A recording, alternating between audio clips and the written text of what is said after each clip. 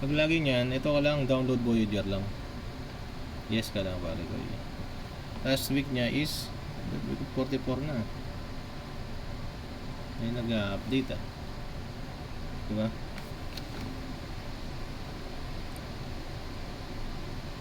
Anong ulit sir yung Voyager yun sir? Para saan nga ulit yan? Anong main purpose niya sir?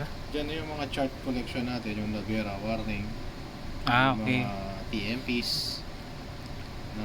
Ibig sabihin sir, itong galing sa Immortal, ito parang backup na lang siya. Ito na yung pinaka main ngayon. Mm. Okay. Oo, mga updates. Dati yung may mga chart collection pa, diyan ka rin kumukuha ng nagpe-print. Yung traces. Panahon ni Magellan, meron pang chart. Oh, yung trace. Yan yung mga tracing. Tracing. Oh. Meron pa rin tayo kaso ilan na lang. Yung mga routine chart at saka mga SBS.